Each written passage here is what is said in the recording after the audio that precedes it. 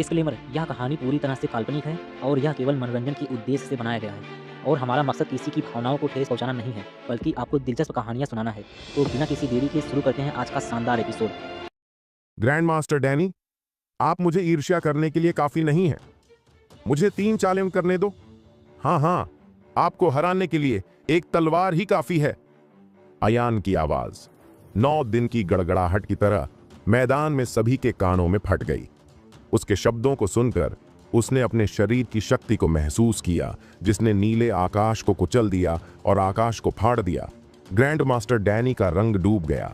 उसकी आंखों के कोनों में मांसपेशियां फड़क उठीं और समुराई सूट शांत और स्वचालित था और उसकी छाती ऊपर नीचे हो रही थी, जैसे कि राक्षसी क्रोध था जो अशांत है। आपको हराने के लिए एक तलवार ही काफी है। इस दबंग और बेशर्म शब्दों ने ग्रैंड मास्टर डैनी को बहुत अपमानित किया। जापानी मार्शल आर्ट की दुनिया में उनकी सर्वोच्च स्थिति के साथ यहां तक कि शाही परिवार या कैबिनेट के बड़े लोग उन्हें सम्मान के मेहमान के रूप में मानते हैं। उनके साथ ऐसा तिरस्कार कहां किया गया है? एक पल के लिए ग्रैंड मास्टर डैनी गुस्से में था। उसके बाल खड़े हो गए थे और उसके बूढ़े और जर्जर शरीर में ऐसा लग रहा था कि दुनिया को खत्म करने की शक्ति पनप रही है। चाइनीज बॉय, तुम इतना घमंड दिखाने की हिम्मत कर रहे हो। तुम बस मौत की तलाश में हो। उस मामले में इस शाही आत्मा को जाने दो और अपनी जिंदगी खत्म कर लो। जैसे ही उसने कहा, ग्रैंड मास्टर डैनी ने अपनी कमर के चारों ओर म्यान को थोड़ा सा हिलाया और म्यान पर लगी सारी धूल झाड़ दी। यह सुनकर आयान की आंखों में न विश्वास करने वाला रंग दिखाई दिया और उसके दिल में एक बड़ी लहर उठी और वह शब्दों से परे चकित था। यह एक 3 आत्मा वाली तलवार है जो 10 हाथ वाली तलवार जितनी ही फेमस है। यह कभी थंडर गॉड और सम्राट के पास थी। अफवाहों के अनुसार अतीत में सम्राट के पास एक बार एक अजीब बड़ा भालू था जो राक्षसी शक्ति के साथ उसका रास्ता रोक रहा था। यह प्रतिरोध के उसका अवतार है, जिसे थंडर गॉड द्वारा नीचे रखा जाना चाहिए था। सम्राट को बचाने के लिए जो हताश स्थिति में थे, थंडर गॉड ने उन्हें बड़े भालू को मारने के लिए रॉयल तलवार दी। इसके अलावा जापान के देश में इस तलवार का एक और ज्यादा फेमस उपनाम भी है, तलवार ऑफ किलिंग गॉड। यह अफवाह है कि शाही आत्मा के तहत मरने वाले योद्धा की आत्मा तलवार में बंद हो जाएगी और कभी भी उससे आगे नहीं रहेगी। साधारण तलवारों से अलग इस तलवार का समय काफी लंबा होता है और इसे एक खास आकार की लंबी तलवार के रूप में वर्णित किया जा सकता है। इतनी लंबी तलवार का इस्तेमाल आम लोग बिल्कुल नहीं कर सकते। अगर इसे ले भी जाया जाए तो इसे ले जाना मुश्किल होगा। इतनी लंबी तलवार चलाने के लिए किसी के पास आम लोगों से परे अलौकिक शक्तियां होनी चाहिए। और अब ग्रैंड मास्टर डैनी ने तलवार की मूठ पर अपना दाहिना हाथ रखा और उसके पूरे आदमी की आभा तुरंत बदल गई, जैसे कि वह उसके साथ विलीन हो गया हो। यह स्वाभाविक है, इसमें थोड़ी सी भी खामी नहीं है और यह मानव तलवार एकीकरण के लेवल पर पहुंच गया है। एक पीढ़ी के तलवारबाज के रूप में जापान में ग्रैंड मास्टर डैनी की अचीवमेंट शक से परे है। और यह हत्या करने वाले देवता की तलवार, मुझे नहीं पता कि यह कितने सालों से उसके साथ है, एक हाथ की आज्ञा की तरह, और यह उसके शरीर के विस्तार की तरह जुड़ी हुई है। भले ही तलवार अपने म्यान से बाहर नहीं निकली है, लेकिन ठंडी बुरी हवा का झोंका आ रहा है, मानो कोई भयानक राक्षस धरती पर उतरने वाला है। किलिंग तलवार को केंद्र में रखते हुए 100 मीटर के दायरे में टेम्परेचर तुरंत हिमांक बिंदु तक गिर गया। मास्टर वीरेंद्र, दूसरे लोगों ने काटने वाली ठंडक महसूस की और पूरे शरीर कांप उठे, जैसे कि खून जमने वाला हो। इस समय ग्रैंड मास्टर डैनी की आंखें बिजली की तरह चमक रही थीं और उसका पूरा शरीर आयान की ऊर्जा में बंद था। उसके लिए स्वर्ग और पृथ्वी के बीच आयान के अलावा और कुछ नहीं है। आयान तलवार की शाही आत्मा के तहत मरने में सक्षम होना आपके लिए सम्मान की बात है। अचानक ग्रैंड मास्टर डैनी की आंखें चौड़ी हो गईं। उसका पूरा शरीर पूरी तरह से हिल गया और एक जोरदार दहाड़ निकली और उसने वार किया। वन स्वॉर्ड स्टाइल के संप्रदाय गुरु के रूप में ग्रैंड मास्टर डैनी एक तरह की तलवार खींचने की तकनीक की खेती करता है जिसे वन स्वॉर्ड स्टाइल कहा जाता है, जिसे स्वार्ड के नाम से भी जाना जाता है। स्वॉर्ड आर्ट एक चाकू कौशल है जो एक पल में चाकू खींचता है, दुश्मन को फायदा उठाने का मौका नहीं देता है और फिर दुश्मन को हरा देता है। इसमें निहित मार्शल आर्ट की भावना यह है कि पहली तलवार कभी नहीं हिचकिचाती और दूसरी तलवार कभी वार नहीं करती। चाकू से काटें, सीधे आगे बढ़ें, मौत की ओर जाएं, कोई वापसी नहीं है। बिजली और आग के बीच ग्रैंड मास्टर डैनी की हरकतें गड़गड़ाहट की तरह तेज हैं। देखना, सूंघना, खींचना, काटना। तेज तलवार की हरकतों की एक श्रृंखला कठिन है, लेकिन सच में वे केवल एक पल का मामला है। जिस समय किलिंग तलवार को बाहर निकाला गया उस समय ऐसा लग रहा था कि बीच हवा में पुरानी जानवरों की दहाड़ें सुनाई दे रही हैं या तलवार के नीचे कटी हुई अनगिनत मरे हुए आत्माओं की दहाड़ और विलाप। जेट ब्लैक तलवार की रोशनी आसमान में फैल गई, देवताओं और अमर लोगों को मारने की गति लेकर और आयान की ओर स्थिर हो गई। इस तलवार ने ग्रैंड मास्टर डैनी की आजीवन मार्शल आर्ट की इच्छा शक्ति, तेज जिंदगी और मौत की गति, उस समय राजा की हत्या करने वाले की बहादुरी की तरह उस सर्वोच्च दिव्य शक्ति अजेय और अजेय को एक साथ लाया। जैसे ही ग्रैंड मास्टर डैनी ने एक चाल चली, उसने कोई हाथ नहीं छोड़ा और एक ही तलवार से आयान को मारने की कोशिश की। यह तलवार कट गई थी और तलवार के इरादे में मारने और काटने का मतलब और भी चौंकाने वाला था। पूरा खुली जगह एक जेल की तरह था जो इस तलवार में लिपटा हुआ था। दूरी में मास्टर वीरेंद्र, गंजा आदमी और दूसरे अब और भी ज्यादा भयभीत होकर उनका कद 10 मीटर से ज्यादा पीछे चला गया। लेकिन भले ही वे दूर थे, फिर भी वे भयंकर तलवार की मंशा को महसूस कर सकते थे। एक पल के लिए सभी के दिलों में तूफानी लहरें उठ खड़ी हुईं। हे भगवान, क्या यह ग्रैंड मास्टर डैनी की ताकत है? यह भयानक है। यह खत्म हो गया है। ग्रैंड मास्टर डैनी इस शाही आत्मा के साथ मिलकर और शक्तिशाली संयोजन एक बार देवताओं को मारने वाली तलवार निकल आए तो कोई भी दुनिया को नहीं रोक सकता। भले ही यंग मास्टर आयान चौंक जाए, मुझे डर है कि वह इस तलवार को नहीं रोक सकता। अरे, किसने सोचा था कि मास्टर वीरेंद्र का संरक्षक एक जापानी मूल निवासी होगा? दूरी में देखते हुए ग्रैंड मास्टर डैनी आदमी तलवार के साथ चला गया और तलवार आकाश में फट गई। वह किलिंग तलवार एक जन्मजात गुस्साई बाढ़ में बदल गया। अपने दांत फैलाए और अपने पंजे नचाते हुए दुनिया को मारने की कोशिश कर रहा था और आयान को निगल रहा था। हवा को हिलाता है और लहरें बनाता है और हजारों मील की जंगली भूमि को अपने कब्जे में ले लेता है। हजारों वर्षों की साधना के बाद वह जरूर से आकाश में उठेगा, गड़गड़ाहट पर काबू पाएगा और फिर एक ड्रैगन में बदल जाएगा, बादलों को उड़ाएगा, हवा और गड़गड़ाहट उड़ाएगा और 9 स्वर्गों से ऊपर उड़ेगा। दूसरी ओर मास्टर वीरेंद्र का चेहरा बेकाबू खुशी से भर गया था। उनके विचार में ग्रैंड मास्टर डैनी के आने के क्षण से ही आयान पहले से ही मर चुका था। भले ही उसके सभी 13 बेटे मर गए हों, क्या होगा? कुछ ही समय में ब्लैक ड्रैगन सोसाइटी की मदद से न केवल लखनऊ, पूरा उत्तर प्रदेश उसका बन जाएगा। भले ही वह जापानी लोगों का एक दौड़ता हुआ कुत्ता हो, एक आदमी से नीचे और 10,000 से ऊपर की यह स्थिति उसकी अंतिम खोज है। हालांकि अगले ही पल दरबार में एक न विश्वास करने वाला दृश्य हुआ जिसने तुरंत उसके मुंह पर मुस्कान को मजबूत कर दिया। लेजिंग शॉट से निकली किलिंग तलवार का सामना करते हुए आयान का शरीर अचानक एक रहस्यमय आभा के साथ ऊपर उठा। अगले ही पल उसने एक जोरदार दहाड़ लगाई जिसने दुनिया को चौंका दिया। तलवार आओ! जैसे ही आवाज गिरी, एक साफ और ऊंची तलवार की आवाज पूरी दुनिया में गूंज उठी, मानो कोई भयानक अस्तित्व जाग गया हो और दुनिया को अपनी पहली आवाज दी हो, अपना अस्तित्व दिखाया हो। इसके तुरंत बाद आयान की गर्दन पर लटकन हवा के खिलाफ उछलकर ऊपर उठ गई। 7 सितारा ड्रैगन एबिस तलवार और थंडर ट्रिब्यूलेशन गॉड से बनी थंडर ट्रिब्यूलेशन तलवार आखिरकार इस पल में दिखाई दी, जो 9 दिनों की तरह एक सुनहरी रोशनी में बदल गई। एक ड्रैगन की तरह वह सीधे आयान के हाथों में उड़ गया। हाथ में तलवार लेकर मैं दुनिया को अपने पास रखता हूं। खून के रिश्ते की उस भावना ने आयान को एक खास आचरण को जन्म दिया जिसने दुनिया को देखा और भीड़ को नीचे देखा। इस पल आयान ने हवा में ही अपनी तलवार ग्रैंड मास्टर डैनी की ओर घुमाई। थंडर क्लेश तलवार पर गरज चमक रही थी। और राजसी शक्ति बाहर आ गई। यदि किलिंग तलवार एक बड़ा बाण है जो सभी चीजों को निगल जाती है, तो अब आयान के हाथ में थंडर क्लेश तलवार 9 स्वर्गों से ऊपर उड़ते हुए एक ड्रैगन में बदल गई है, जो आम लोगों को पीछे छोड़ रही है। ड्रैगन चढ़ने और छिपने में सक्षम है, जबकि बड़ा वाला खुश होता है और कोहरा उगलता है। छोटा वाला रूप छुपाता है। ऊपर उठने वाला ब्रह्मांड में उड़ता है और छिपाव लहरों में डूबता रहता है।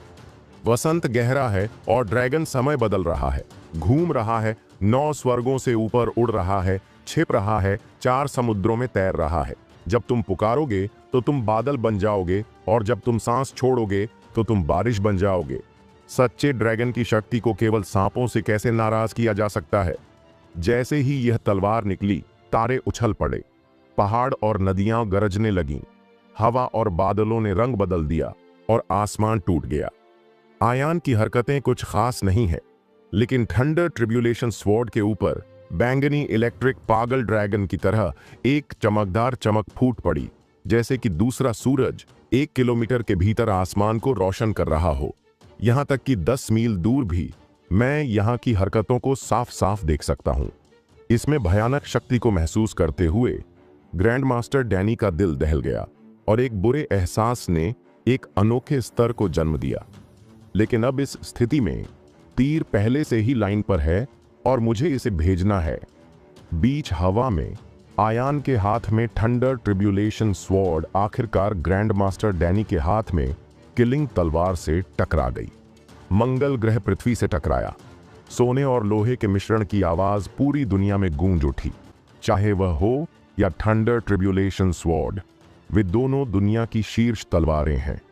तीखेपन के मामले में दोनों एक ही स्तर पर हैं। इसलिए जीत या हार की कुंजी तलवार रखने वाले 2 योद्धाओं में निहित है। एक तरफ लंबे समय से फेमस जापानी power house grand master Danny है, और दूसरी तरफ यंग मास्टर ये आयान हैं जो पैदा हुए हैं। ड्रैगन के बीच की यह लड़ाई पिछले 10 सालों में लखनऊ शहर की सबसे शानदार लड़ाई कही जा सकती है। भले ही वे 100 मीटर की दूरी से अलग थे, मास्टर वीरेंद्र बॉल्डमैन और दूसरे सभी भयानक परिणाम से प्रभावित थे। जमीन पर पड़े थे, बिल्कुल भी हिलने में असमर्थ थे। 2 लंबी तलवारों के चारों ओर ध्वनि बूम के फटने थे, और यहां तक कि अंतरिक्ष भी फटा हुआ लग रहा था। किलिंग तलवार के अंदर अनगिनत भूतों के रोने और चीखने की आवाजें आ रही थीं। वे दुखी आत्माएं जो तलवार के नीचे कट गई थीं, मानो वे भूत बनने वाली थीं। आयान की ओर दौड़ी, उसे नरक में घसीटते हुए। हालांकि थंडर ट्रिब्यूलेशन तलवार पर अनगिनत वज्र एक बैंगनी इलेक्ट्रिक पागल ड्रैगन में बदल गए, मृतकों को खत्म कर दिया। अजय अचानक उसने बेहोश कर दिया। थंडर ट्रिब्यूलेशन तलवार से निकलने वाली भयानक शक्ति को महसूस करते हुए ग्रैंड मास्टर डैनी, जो पहले बेजोड़ था, उसके चेहरे पर अप्रतिम भय दिखा और उसका माथा केंचुए जैसा था। उसने कभी उम्मीद नहीं की थी कि इतने कम उम्र के आयान में इतनी भयानक आंतरिक शक्ति हो सकती है। तुम्हें पता है, उसने आयान से कई दशक ज्यादा अभ्यास किया है और वह इस समय नुकसान में पड़ गया है। हालांकि अगर ग्रैंड मास्टर डैनी को पता होता कि आयान शुरू से लेकर अब तक कुछ ही महीनों में साधना कर रहा है, तो मुझे डर है कि वह सीधे पागल हो जाएगा। इससे भी जरूरी बात यह है कि आयान कोई साधारण मार्शल आर्ट मास्टर नहीं है, बल्कि शरीर शक्ति बदलाव के 5 शिखरों का साधक है। इस समय आयान की आंखें अचानक भीग गईं और उसने एक हिंसक चीख निकाली। 4 आत्माओं की शक्ति, संघनन। अगले ही पल दक्षिण, पूर्व, उत्तर और पश्चिम में आकाश के ऊपर आकाश में 4 इनविजिबल तारे थे, जो 9 स्वर्गों से गिरकर थंडर क्लेश तलवार में समा गए थे। इन 4 तारों की शक्ति हालांकि बहुत शक्तिशाली नहीं है, लेकिन अतुलनीय रूप से शुद्ध है, जैसे दुनिया की उत्पत्ति की शक्ति। भौतिक शरीर से तारों को हिलाने में सक्षम होना आयान की खासियत को साबित करने के लिए काफी है। 4 पूरी तरह से अलग अलग ताकतें एक साथ आती हैं और एक दूसरे के पूरक होती हैं, और उनकी ताकतें ज्यामितीय रूप से आसमान छूती हैं, बिल्कुल ज्वालामुखी विस्फोट की तरह। इसके तुरंत बाद आयान ने केवल महसूस किया कि डेंटियन में ज्यादातर आंतरिक ऊर्जा खोखली हो गई थी, और थंडर ट्रिब्यूलेशन तलवार पर प्रकाश शानदार था, जिसने लोगों को अंधा कर दिया। जैसे कि आकाश में सूरज भी मंद हो गया हो। एक पल में तलवार के साथ ग्रैंड मास्टर डैनी का दाहिना हाथ फट गया, खून बहने लगा और वह लगभग तलवार को पकड़ नहीं सका। इस समय उसके चेहरे पर एक शैतानी नजर आई और उसका गला जानवरों की तरह दहाड़ रहा था। इस समय उसने केवल महसूस किया कि एक शक्तिशाली शक्ति, जैसे कि समय और स्थान को काटते हुए शाश्वत प्रागैतिहासिक के अंत से आई और किलिंग तलवार पर विस्फोट किया। इस अपार शक्ति के तहत ग्रैंड मास्टर डैनी भी केवल अपने आप को छोटा महसूस कर सकता है। वापस लड़ने की कोई संभावना नहीं है। ऐसा लग रहा था जैसे उसके शरीर पर किसी विमान रोधी बंदूक से वार किया गया हो, जो हवा में एक काली छाया में बदल गया हो और अंत में जमीन पर जोर से गिर पड़ा हो। कुछ समय के लिए जमीन हिल गई और पहाड़ हिल गए और पत्थर के टुकड़े उछलने लगे, जैसे कि कोई छोटा भूकंप आया हो।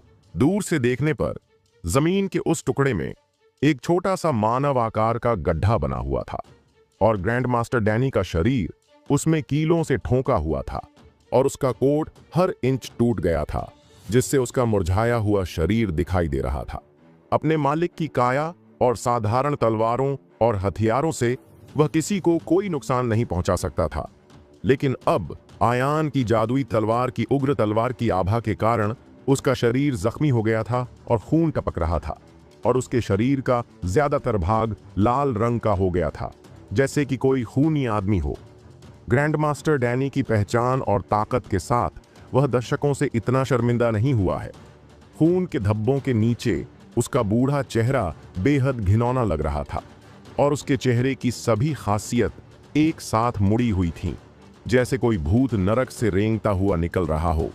अगले ही पल ग्रैंड मास्टर डैनी यूकियांग ने अपनी चोट को सहारा देते हुए किलिंग तलवार को बैसाखी की तरह इस्तेमाल करते हुए अपने शरीर को सहारा देते हुए ऊपर चढ़ गया और उसकी आंखें बेहद क्रूर हो गईं। उसने आयान को मजबूती से घूरते हुए उसे जिंदा निगलने की इच्छा जताई। हालांकि नफरत के अलावा डर भी ज्यादा था। यंग मास्टर आयान, तुम धरती पर कौन हो? तुम्हारे पास इतनी भयानक ताकत कैसे हो सकती है? हाँ, मैं तो बस एक साधारण इंडियन योद्धा हूं। तुम जापानी नागरिक सिर्फ कुएं के तल पर मेंढकों का एक समूह हो। मुझे नहीं पता कि इंडिया की धरती पर कितने सर्वोच्च शक्ति केंद्र हैं जो शानदार हैं और सूरज और चांद से मुकाबला कर सकते हैं। तुम ऐसा कैसे कर सकते हो? आयान की आवाज बहुत तेज और मधुर थी, जैसे कोई भारी हथौड़ा ग्रैंड मास्टर डैनी की छाती पर वार कर रहा हो। बेटा, इतनी जल्दी खुश मत हो। तुम्हें कौन मारेगा, ये अभी तक पता नहीं है। ग्रैंड मास्टर डैनी ने अपने दांत पीस लिए। अचानक ग्रैंड मास्टर डैनी की आंखों में भाव बहुत जटिल हो गए, जैसे कि उसने कोई बड़ा फैसला कर लिया हो। उसने ठंडे आवाज में कहा, बेटा, तुमने बूढ़े आदमी को इस रास्ते पर मजबूर कर दिया। आज बूढ़ा आदमी तुम्हें अपने हाथों से मारने जा रहा है। इस समय ग्रैंड मास्टर डैनी की अभियादमी बदल गई। उसने अपनी दाहिनी तर्जनी को काटा, अपनी भौहों के बीच में खून लगाया और अपने चेहरे पर एक पवित्र भाव के साथ एक अजीब प्रतीक बनाया। उसने हर शब्द कहा, राक्षस का रास्ता अनंत काल तक पैदा होता है और बुझता है, इसलिए यह पैदा होता है और बुझता है और अंतहीन है। दानव इसे स्वर्ग के रास्ते से करता है और यह काफी नहीं है। आकाश का रास्ता जादू का रास्ता है और इसका कोई अंत नहीं है। जादू का रास्ता हमेशा ज्यादा होता है, इसलिए यह काफी नहीं है और यहाँ तक कि अनंत भी है। रास्ता एकीकृत है और शैतान पैदा होता है। यह सुनकर आयान ने अपने दिल में झटका लगाया। उसकी पलकें बेतहाशा उछलीं और गुप्त रास्ता अच्छा नहीं था। यह स्वर्गीय राक्षसों के विघटन का जादू से उत्पन्न हुआ है और दुष्ट गुटों के बीच सबसे शातिर और अजीब जादुई मंत्र है। इसका उपयोग करने वाला आदमी शरीर, खून और जीवन को भस्म कर देता है ताकि थोड़े समय में ताकत बढ़ जाए, जिससे दुश्मन को जोरदार झटका लगे। लेकिन एक बार जब आप इस दुष्ट तकनीक का उपयोग करते हैं तो आप बाद में मरने से पहले गंभीर रूप से घायल हो जाएंगे। इसलिए भले ही आप इस तकनीक का अभ्यास करें, आप इसका उपयोग केवल तभी करेंगे जब आप एक साथ मरने और जेड को जलाने के लिए तैयार हों। एक पल के लिए आयान ने बिना किसी कारण के कुछ गलत होने के एहसास को जन्म दिया। यह ग्रैंड मास्टर डैनी मूल रूप से ग्रैंड मास्टर के दायरे में एक मजबूत आदमी था। अगर उसकी ताकत बढ़ जाती है और दोगुनी हो जाती है तो वह कितना भयानक अस्तित्व बन जाएगा। लेकिन जब वह इसे रोकना चाहता था तब तक बहुत देर हो चुकी थी। ग्रैंड मास्टर डैनी के जख्मी और लानत मलामत वाले स्टंप से एक तेज आवाज निकली, जैसे सरपट दौड़ता हुआ घोड़ा, और स्टील की सलाखों की धार और उसकी मांसपेशियां और हड्डियां गरजने लगीं। इसके तुरंत बाद उसकी गति लगातार बढ़ती गई और उसका आकार अचानक दसियों सेंटीमीटर बढ़ गया। एक छोटे और पतले बूढ़े आदमी से लगभग 6 फीट से ज्यादा के एक मोटे आदमी में बदल गया। मूल रूप से सिकुड़ा हुआ शरीर अचानक फूल गया। मुरझाई हुई मांसपेशियों में चाकू और कुल्हाड़ी की तरह अदृश्य ऊर्जा का इंजेक्शन लग रहा था। प्रत्येक मांसपेशी स्वर्ण खंड के अनुसार बनाई गई थी, पूरी तरह से प्राकृतिक, जिसमें शक्ति की एक विस्फोटक भावना थी। शक्ति द्वारा झेली गई चोटें इस समय ठीक हो गई हैं। ऊंची उभरी हुई मांसपेशियों पर सभी मेरिडियन उभरे हुए हैं, पहाड़ों और नदियों की तरह घुमावदार, एक भयानक लाल रंग दिखाते हुए, जैसे कि त्वचा से बाहर निकल रहे हों। इससे भी ज्यादा न विश्वास करने वाला बात यह है कि ग्रैंड मास्टर डैनी की उपस्थिति में भी जबरदस्त बदलाव आया है। मूल रूप से उसका चेहरा झुर्रियों से भरा था। क्रॉसिंग, यह वर्षों से उस पर छोड़े गए निशान थे, लेकिन अब उसके चेहरे पर झुर्रियां बिना किसी निशान के तुरंत गायब हो गईं और वह अपने 30 वर्ष के मिडिल एज का आदमी बन गया। तलवार की भौहें और लोहे का चेहरा, ऊंची नाक और चील और भेड़ियों की नजर लोगों को एक तरह का गुस्सा नहीं दे रही थी, और प्रतिष्ठा और निर्णायकता की भावना, कायाकल्प, पुनर्जन्म, इस न विश्वास करने वाला दृश्य ने कार्यक्रम की जगह में एक अनोखा दृश्य प्रभाव और आत्मा को झकझोर दिया। यहां तक कि आयान ने भी उम्मीद नहीं की थी कि दानव विघटन विधि करने के बाद ग्रैंड मास्टर डैनी जियोंग में इतना आश्चर्यजनक बदलाव होगा। इतना ही नहीं, बल्कि ग्रैंड मास्टर डैनी द्वारा प्रकट की गई आभा पहले की तुलना में दोगुनी से भी ज्यादा मजबूत है। भले ही वह जगह पर खड़ा हो, गतिहीन, यह उसके सामने 10,000 दसियों हजार पहाड़ पड़े हुए लग रहे थे, जिससे लोग केवल ऊपर देखते थे और आगे नहीं जा सकते थे। ऐसा लगता है कि वह अपनी इच्छा से केवल एक मुट्ठी से शून्य को चीर सकता है, और वह अपनी इच्छा से एक उंगली से अनंत काल को काट सकता है। आयान की दिव्य भावना में स्वर्ग और पृथ्वी के बीच सब कुछ गायब हो गया है। केवल ग्रैंड मास्टर डैनी की अकेली और दबंग छवि बची है। इस दुनिया में सबसे निष्पक्ष और सबसे निर्दयी चीज समय है। पुराने समय से नायक सुंदरियों की तरह होते हैं। अपनी शक्ति को भारी, धनी, अमीर और प्रतिभाशाली होने दें, लेकिन 100 साल बाद आप केवल मुट्ठी भर लॉस, एक मृत हड्डी, इतिहास की धूल में बदल सकते हैं और गायब हो सकते हैं। और अब ग्रैंड मास्टर डैनी के कायाकल्प का दृश्य सच में आश्चर्यजनक है। इससे भी जरूरी बात यह है कि स्वर्ग दानव विघटन दाफा की मदद से उसकी ताकत आसमान छू गई है। एक निश्चित दूरी पर भी आयान अपने शरीर में बहते खून की आवाज सुन सकता था, जो ज्वार की तरह बढ़ रहा था। शक्ति और खून की ताकत के बारे में इस समय ग्रैंड मास्टर डैनी आयान के कैंगेटियन अधिपति से कम नहीं है। वह मौके पर चुपचाप खड़ा था, जैसे कोई दानव दुनिया में उतर रहा हो। अगर वह नहीं हिलता तो वह दुनिया को हिला रहा था। उसके सामने ग्रैंड मास्टर डैनी ने आयान को एक मजबूत मौत की धमकी दी। इससे पहले वह पीले क्षेत्र के शुरुआती चरण का सबसे अच्छा ग्रैंड मास्टर था, लेकिन अब वह पीले क्षेत्र के बीच या यहां तक कि बाद के चरण में आगे बढ़ गया है। इस समय ग्रैंड मास्टर डैनी ने अपना हाथ रॉयल सोल स्वॉर्ड पर फेंका। एक भयंकर तलवार गैस निकली जो दुनिया भर में फैल गई, सभी दिशाओं में फैल गई, जैसे कि आसपास की हवा को चीर रही हो। इस समय ग्रैंड मास्टर डैनी ने अपनी तलवार अचानक खींची और आकाश में उठ गया और वह तलवार के साथ चला गया। गति इतनी तेज थी कि यह ध्वनि अवरोध को तोड़ती हुई आगे बढ़ गई, और यहां तक कि आयान की नंगी आंखें भी उसका आकार नहीं देख सकीं। एक पल के लिए आयान का दिमाग चौंक गया। उसके शरीर के बाल खड़े हो गए और उसके पैरों के तलवों से स्वर्गीय आत्मा के आवरण तक एक ठंडक दौड़ गई, जैसे कि मौत ने अपना दरांती उठाया हो, उसके जीवन को काटने के लिए तैयार हो। अगले ही पल किलिंग तलवार अचानक उसके सामने 3 फीट की दूरी पर दिखाई दी और उसके दिल में घुस गई। अगर उसे चाकू मारा जाता है तो बचने की कोई संभावना नहीं है और वह मौके पर ही मर जाएगा। आयान ने बिल्कुल भी लापरवाही करने की हिम्मत नहीं की। सबसे पहले उसने सुनहरे प्रकाश कवच को बुलाने के लिए बेसाल्ट की शक्ति का उपयोग किया और फिर जादुई लाल पक्षी की शक्ति का उपयोग करके रेड बर्ड की उड़ान की नकल की और उसका आंकड़ा हिंसक रूप से पीछे हट गया। हालांकि वह आखिरकार एक कदम बहुत देर से आया था।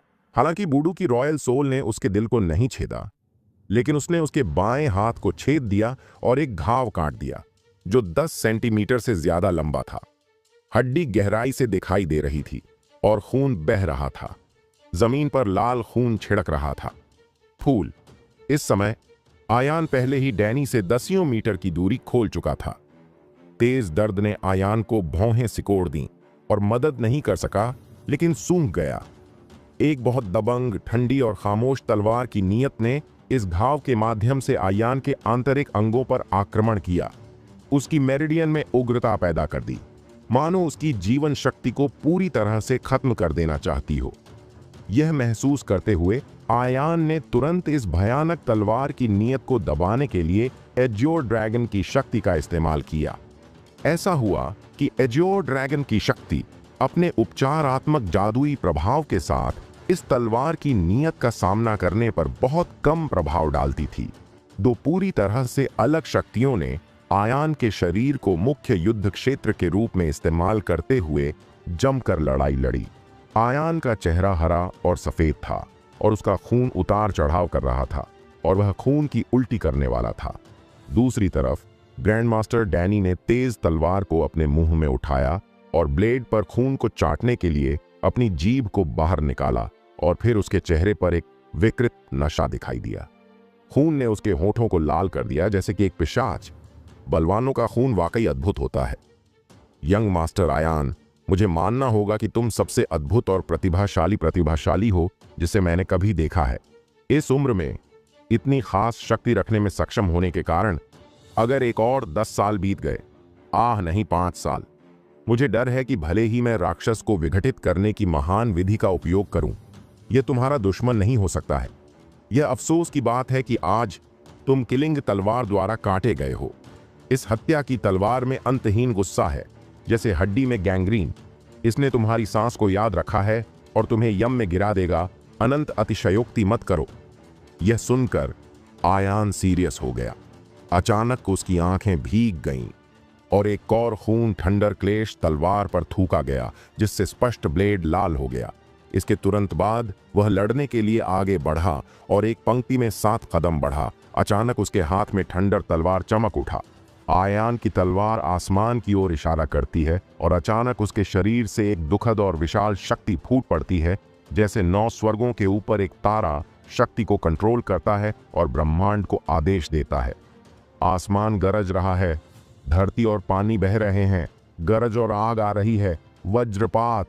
गरज और बिजली को भगाओ, बारिश के लिए प्रार्थना करो और धूप के लिए प्रार्थना करो। बुराई को ठीक करो और शैतान को वश में करो।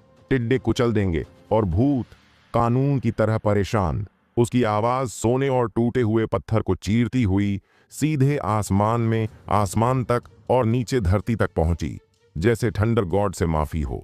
अगले ही पल थंडर क्लेश तलवार की नोक से एक शक्तिशाली बल निकला जो आसमान तक पहुंच गया।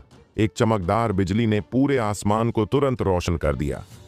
कुछ सेकंड बाद गरज के साथ बारिश हुई। तुरंत बाद एक बैंगनी बिजली जो एक पागल ड्रैगन की तरह मजबूत थी, एक दैवीय दंड की तरह एक आक्रामक तरीके से ग्रैंड मास्टर डैनी की स्थिति की ओर टूट पड़ी, जो दुनिया को खत्म कर देगी। जादुई तलवार को परिष्कृत करते समय महान अमर आत्मा विदुर देव ने एक बार इस गठन को इसमें सील कर दिया था। पहले भूत राजा का सामना करते समय आयान ने इस गठन का उपयोग 9 स्वर्ग थंडर को बुलाने और भूत राजा को हराने के लिए किया था, जिसकी शारीरिक शक्ति गुरु के दायरे के बराबर है। तब से थंडर ट्रिब्यूलेशन तलवार में गठन दुनिया की जीवन शक्ति को जमा कर रहा है। अब आयान ने एक बार फिर ग्रैंड मास्टर डैनी को मारने की कोशिश करने के लिए इस सर्वोच्च गठन का इस्तेमाल किया। हालांकि इस समय ग्रैंड मास्टर डैनी उस दिव्य गड़गड़ाहट को देखने से डरता नहीं था। यंग मास्टर, मुझे उम्मीद नहीं थी कि तुम अभी भी थंडर विधि में कुशल हो। लेकिन इसके बारे में क्या? अब बूढ़े आदमी का भौतिक शरीर बुरा नहीं है और आकाश की आत्मा मुझे चोट नहीं पहुंचा सकती। इसके साथ ग्रैंड मास्टर डैनी ने दोनों हाथों से किलिंग तलवार की मूठ को मजबूती से पकड़ लिया और अपने दाहिने पैर को जमीन पर पटक दिया। जवाबी झटके की मदद से उसका आकार एक तोप के गोले की तरह आसमान में उठ गया और वह सीधे बैंगनी रंग का सामना कर रहा था। बिजली का पागल ड्रैगन चला गया। लंबी तलवार ने आकाश को चीर दिया और हवा में एक सुरंग बना दी जिसमें देवताओं को मारने और अमर लोगों का वध करने की शक्ति थी। ठीक उसी तरह जैसे पंगु ने दुनिया को खोलने के लिए कुल्हाड़ी का इस्तेमाल किया था। बीच हवा में खंभे जितना मोटा बैंगनी बिजली का पागल ड्रैगन आखिरकार ग्रैंड मास्टर डैनी के हाथों में किलिंग तलवार से टकराया। प्रदर्शन के नजरिए से ग्रैंड मास्टर डैनी जरूर से पहली बार में 5 थंडर द्वारा विस्फोटित होगा, मैल में विभाजित होगा। लेकिन जो अप्रत्याशित था यह था कि रॉयल सोल तलवार से निकली निर्वाण की तलवार की मंशा एक ब्लैक होल की तरह थी जिसने दुनिया की हर चीज का सफाया कर दिया। 9 दिनों से गिर रही गड़गड़ाहट एक पल में उसके द्वारा निगल ली गई और गायब हो गई। तलवार की गड़गड़ाहट, यह दबंग व्यवहार लोगों को भगवान पृथ्वी पर उतरते हैं कि पूजा और जप करने के लिए काफी है। इससे भी ज्यादा आश्चर्य की बात यह है कि थंडर को खत्म करने के बाद तलवार की ऊर्जा अभी भी चली गई। विनाश और सड़न की शक्ति को लेकर आकाश में उड़ती हुई, बादलों को चीरती हुई और अजेय, जैसे कि यह 90,000 मील तक उड़ने वाली थी।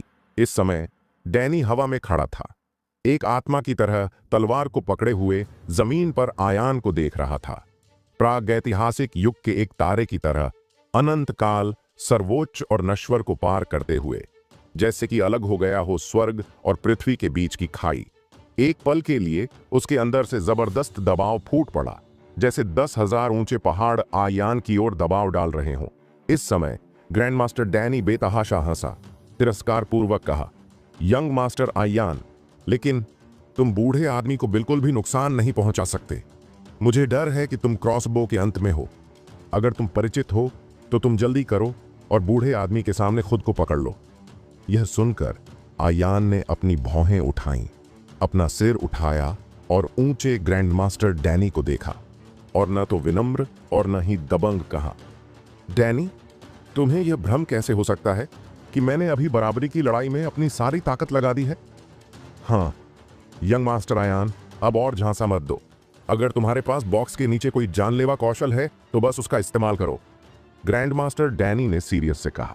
ग्रैंड मास्टर डैनी के विचार में आयान के शब्द बस उसे डरा रहे थे। उसने अभी तक अपनी पूरी ताकत का इस्तेमाल नहीं किया है। क्या मजाक है? ग्रैंड मास्टर डैनी को ऐसी बकवास पर यकीन नहीं हुआ।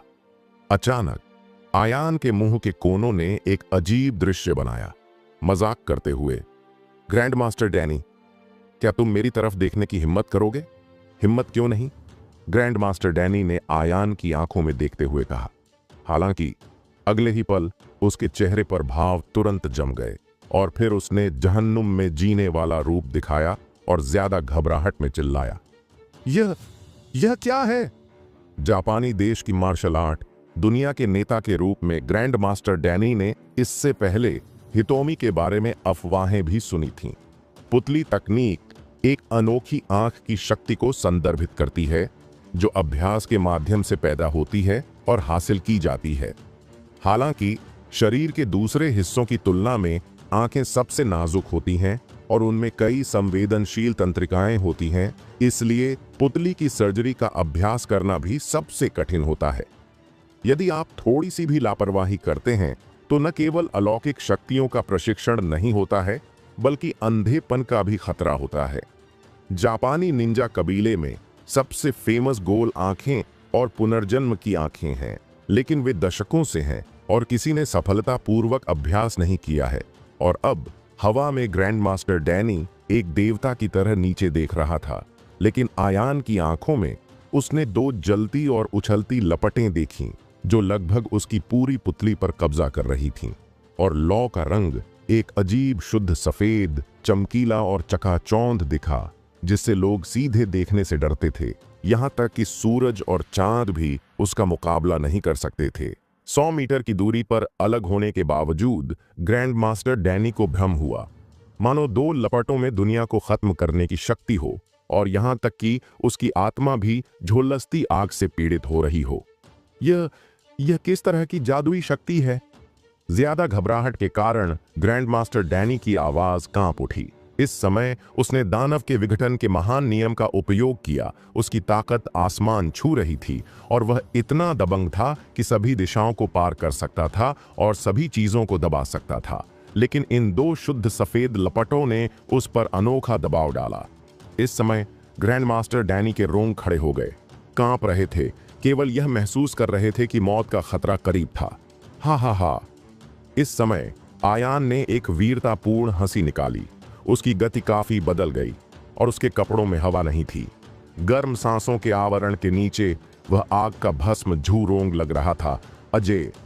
इसके तुरंत बाद उसने अपनी भौहें ऊपर उठाईं और जोर से कहा, ग्रैंड मास्टर डैनी, क्या तुम मेरे होल कार्ड देखने के लिए शोर नहीं मचा रही थी? अब जैसी तुम्हारी मर्जी। जैसे ही आवाज गिरी, आयान की आंखों से आग के दो शुद्ध सफेद खंभे निकल आए। गर्म सांस ने तुरंत 100 मीटर के दायरे को लाल लौ के एक टुकड़े में बदल दिया और सीमेंट का फर्श गर्म तापमान से फट गया और वाष्पीकरण के हल्के निशान थे। मास्टर वीरेंद्र, बाल्ड मेल और दूसरे लोगों के लिए वे आग के समुद्र में लग रहे थे और उनकी उजागर त्वचा जल गई थी। जलती हुई आंख। एक नजर में यह आकाश को जला सकता है और दुनिया को खत्म कर सकता है। आकाश को जला सकता है। आग के दो खंभे हवा में ऊपर उठे जो पूरे आसमान की दिशा में फैल गए। यह दृश्य देखकर मास्टर वीरेंद्र, बाल्ड मेल और दूसरे सभी की आंखें बाहर निकल आईं। उनके मुंह इतने खुले हुए थे कि वे अपनी मुट्ठियां निगल सकें, मानो विश्व दृष्टि पलटने वाली हो। हालांकि वे भूमिगत दुनिया के बड़े लोग हैं, उन्होंने वर्षों में कई दुनियाएं देखी हैं, लेकिन उन्होंने इस तरह का जादुई जादू कहाँ देखा है? हे भगवान, क्या यह एक सुनहरी आंख है? क्या यह संभव है कि ग्रैंड मास्टर ये पौराणिक देवता का पुनर्जन्म है? किसी ने न विश्वास करने वाला तरीके से कहा। यह किस तरह की ज्वाला है? क्या यह ज्वालामुखी की असली आग हो सकती है? इन साधारण लोगों की नजर में आयान पौराणिक देवताओं से अलग नहीं है। अगर यह पहले के समय में होता तो वे शायद मौके पर घुटने टेक देते और पूजा करते। यह जलती हुई आंख महान अमर आत्मा विदुरदेव सिखाई गई सर्वोच्च अलौकिक शक्ति है, जिसे अग्नि के सार और लाल पक्षी की शक्ति द्वारा विकसित किया गया है। यह शुद्ध सफेद दिव्य अग्नि 5 जन्मजात आग में पहले स्थान पर है और यह आकाश को जलाता है और दुनिया को खत्म कर देता है। मूल रूप से आयान ने महसूस किया कि थंडर ट्रिब्यूलेशन स्वॉर्ड में गठन के साथ वह ग्रैंड मास्टर डैनी को मौत के घाट उतारने के लिए आकाश की गड़गड़ाहट को प्रेरित कर सकता है। अप्रत्याशित रूप से ग्रैंड मास्टर डैनी की ताकत उसकी उम्मीदों से ज्यादा थी और उसने एक ही तलवार से गड़गड़ाहट को काट दिया। लेकिन अब यह दिव्य अग्नि ऐसी चीज नहीं है जिससे वह निपट सके। इस समय ग्रैंड मास्टर डैनी का रंग बेहद सीरियस था। उसका पूरा शरीर तनाव में था और यहां तक कि उसकी आत्मा में भी कंपन महसूस हुआ। उसने तुरंत अपने हाथ में किलिंग तलवार को लहराया और निर्वाण तलवार की आभा बाहर निकली, एक तलवार के पर्दे में बदल गई और आग के समुद्र में एक मार्ग का बंटवारा करना चाहता था। हालांकि भयानक बुझाने वाली तलवार की आभा दिव्य अग्नि का सामना करते ही पूरी तरह से निगल गई। यह दृश्य देखकर ग्रैंड मास्टर डैनी की पलकें बेतहाशा उछल गईं। हालांकि उन्होंने स्वर्गीय शैतान के विघटन की महान विधि का उपयोग किया और उनकी ताकत आसमान छू गई। धूप की एक छड़ी के लिए समय सीमा अब बीत चुकी है और वह जल्द ही समय सीमा पार कर जाएगा। उस समय बैकलैश की शक्ति हुई। अकेले लड़ाई जारी रखें, मुझे डर है कि उसके पास अपनी छोटी उंगली हिलाने की ताकत नहीं होगी। भाग जाओ, जितनी जल्दी हो सके यहां से चले जाओ, हरी पहाड़ियों को छोड़कर। इस डर से नहीं कि कोई जलाऊ लकड़ी नहीं होगी। अपने जीवन में पहली बार ग्रैंड मास्टर डैनी का मन पीछे हट गया था। जापानी मार्शल आर्ट की दुनिया में उन्होंने दूसरों के साथ सैकड़ों युद्ध किए हैं, कभी नहीं हिले, न ही असफल हुए। लेकिन अब आयान की ताकत उसकी कल्पना से कहीं परे है। भले ही वह स्वर्गीय दानव विघटन दाफा का उपयोग करता हो, वह इसे हरा नहीं सकता। भागने का मौका ढूंढो और ठीक होने के लिए देश वापस लौटो। शायद वापस आकर बदला लेने का अभी भी मौका हो, लेकिन अगर तुम रुकते रहे तो सिर्फ एक ही रास्ता है। यह सोचते हुए ग्रैंड मास्टर डैनी की आंखें भीग गईं और उसका शरीर अचानक ऊपर उठा, फिर से ध्वनि अवरोध को तोड़ते हुए भागने के लिए तैयार। हाँ, भागना चाहते हो?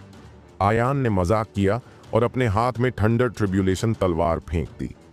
थंडर ट्रिब्यूलेशन तलवार में आध्यात्मिक भावना थी और विनाश की शक्ति के साथ यह उस दिशा में चली गई जहां ग्रैंड मास्टर डैनी भाग रहा था। ग्रैंड मास्टर डैनी के पास बस रुकने और बचने के अलावा कोई विकल्प नहीं था। हालांकि इतनी देरी के बाद दिव्य अग्नि ने उसके बछड़े पर वार किया। बछड़े से आग की लपटें शुरू हुईं और तुरंत ही आसपास के इलाके में फैल गईं। ग्रैंड मास्टर डैनी के पूरे शरीर को ढक दिया, जिससे वह एक जलते हुए आदमी में बदल गया। ग्रैंड मास्टर डैनी की ताकत के साथ साधारण लपटें उसे बिल्कुल भी नुकसान नहीं पहुंचा सकती थीं, लेकिन अब बस कुछ ही सांसों में उसका शरीर जलकर राख हो गया और उसकी त्वचा, हड्डियां, मांसपेशियां, रक्त और शिरोबिंदु सभी नीले धुएं के एक झोंके में बदल गए, जो स्वर्ग और पृथ्वी के बीच फैल गया, और उसकी सांस भी गायब हो गई। जापानी साम्राज्य के ग्रैंड मास्टर और नॉर्थ स्टार वन स्वॉर्ड्समैन के संप्रदाय के मास्टर डैनी इस तरह गायब हो गए। राख मिट गई और कोई हड्डी नहीं बची। इस समय आयोजन जगह में सन्नाटा था और सब चुप थे। मास्टर वीरेंद्र और दूसरे लोग, ऐसा लगता है कि वे अपने सदमे से उबर नहीं पाए हैं। डैनी की दुखद मौत के दृश्य ने उन पर अनोखा प्रभाव डाला और यह हमेशा के लिए उनकी आत्माओं की गहराई में अंकित हो गया। मुझे डर है कि कुछ दशकों में भी वे इस दृश्य को नहीं भूल पाएंगे। दूरी में आयान की गर्व से खड़ी मुद्रा एक देवता की तरह लग रही थी। अचानक आयान की नजर मास्टर वीरेंद्र पर पड़ी। मास्टर वीरेंद्र चौंक गया, मानो कोई इनविजिबल हाथ उसके दिल को थामे हुए हो, जिससे उसका दम घुट रहा हो। इस समय सभी दिशाओं से अनगिनत गंदे पद चिन्ह दौड़े और आवाज एक सरपट दौड़ती सेना की तरह थी। यह आवाज सुनकर कार्यक्रम जगह में मौजूद सभी लोगों के चेहरों पर शक का भाव दिखाई दिया। पता नहीं कौन आया। एक क्षण बाद ओमकार मल्होत्रा ने अकेले ही नेतृत्व संभाला, मजबूत और जोरदार, और उसके पीछे सैकड़ों कुलीन सैनिक वर्दी पहने हुए थे, जानलेवा और आक्रामक। मास्टर मल्होत्रा, क्या आप ठीक हैं? जब गंजे आदमी ने यह देखा तो उसका चेहरा अप्रतिम खुशी से भर गया और उसके आसपास के सभी छोटे भाइयों को ऐसा लगा जैसे उन्होंने एक उद्धारकर्ता को देख लिया हो, मानो वे किसी भूत के द्वार के सामने खुशी से रो रहे हों। हालांकि ओमकार मल्होत्रा ने अपने आदमियों को ऊंट को कुचलने के लिए आखिरी तिनके की तरह आने के लिए प्रेरित किया। मास्टर वीरेंद्र का शरीर सदमे में था। अगर उसे बिजली का झटका लगा हो तो उसने अकल्पनीय रूप से उसकी ओर इशारा किया और कहा, ओमकार मल्होत्रा, तुम्हें तुषार ने जहर दिया है, तुम कैसे ठीक हो सकते हो? ओमकार मल्होत्रा ने साहसपूर्वक हंसते हुए कहा, शुरू से ही मुझे जहर का पता चल गया था, लेकिन मैंने सांप को छेद से बाहर निकालने की पूरी कोशिश की। मुझे ब्लैक ड्रैगन सोसाइटी की बड़ी मछली को पकड़ने की उम्मीद नहीं थी। सौभाग्य से मास्टर आयान ने मदद की। दूसरे था, इस बार मैं सच में गटर में पलट गया। जहां तक आपने पहले से ही दर्जनों स्नाइपर्स की व्यवस्था की है, मैं उन सभी से अभी अभी निपट चुका हूं। इन शब्दों को सुनकर मास्टर वीरेंद्र का चेहरा उदास हो गया, मानो उसके शरीर की ऊर्जा खत्म हो गई हो और वह एक पल में किशोर हो गया। वह जापानी लोगों का कुत्ता बनने में संकोच नहीं करता, जैसे कि ओमकार मल्होत्रा को मारने और पूरे लखनऊ भूमिगत दुनिया का राजा बनने की कोशिश कर रहा है। लेकिन अब उसका सपना पूरी तरह से चकनाचूर हो गया है और यहां तक कि उसकी जान भी नहीं बच सकती। अगले ही पल मास्टर वीरेंद्र को कुछ सूझा। उसकी आंखें चमक उठीं और वह एक प्लॉप के साथ अपने घुटनों पर गिर गया और आयान से कहा, मास्टर आयान, मुझे पता है कि अब तुम चाहे जो भी कहो, तुम मुझे माफ नहीं करोगे। हालांकि मेरे पास अभी भी तुम्हारे लिए उपयोग मूल्य है। इस बार ब्लैक ड्रैगन बड़ी संख्या में इंडिया आएगा, न केवल लखनऊ में भूमिगत बलों के लिए, बल्कि एक चौंकाने वाले रहस्य के लिए भी। यदि आप मेरी जान बख्शने को तैयार हैं, तो मैं आपको बिना किसी शर्त के वह रहस्य बताने को तैयार हूं। चौंकाने वाला रहस्य। मास्टर वीरेंद्र ने जो कहा उसे सुनकर आयान ने अपनी भौहें उठाईं और उसे नहीं पता था कि यह सच था या यह मास्टर वीरेंद्र द्वारा अपनी जान बचाने के लिए जानबूझकर गढ़ा गया झूठ था। तो आप मुझे बताने जा रहे हैं ये जापानी लोग इंडिया क्यों आए? आयान ने गहरी आवाज में पूछा। मास्टर आयान, यह मामला बहुत जरूरी है। आप जितने कम लोगों को जानते हैं उतना ही अच्छा है। यह बात करने की जगह नहीं है। मास्टर वीरेंद्र ने ओमकार मल्होत्रा और दूसरे लोगों की ओर अपनी आंखें उठाते हुए कहा। जब आयान ने यह देखा तो उसका चेहरा पानी की तरह डूब गया।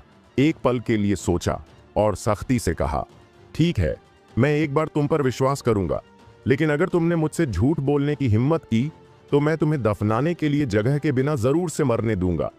जैसा कि उसने कहा, आयान की आंखें बिजली की तरह थीं और राक्षसी शक्ति बाहर आ गई। सभी दिशाओं से मास्टर वीरेंद्र की ओर दौड़ पड़ी। मास्टर वीरेंद्र हैरान रह गए। अगर उसे बिजली का झटका लगता तो वह कहता रहता, आयान, भले ही तुम मुझे हिम्मत दो, मैं तुमसे झूठ बोलने की हिम्मत नहीं कर सकता।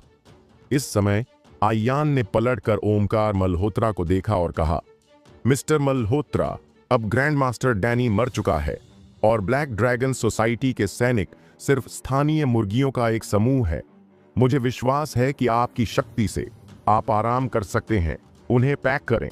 यह सुनकर ओमकार मल्होत्रा आगे बढ़ा, आयान को गहराई से प्रणाम किया और अच्छे से कहा, मास्टर आयान, इस बार आपकी कार्रवाई के लिए धन्यवाद। आप ज्वार को मोड़ सकते हैं और हमारी भूमिगत सेनाओं को जापानी लोगों की कठपुतली बनने से रोक सकते हैं। चिंता मत करो।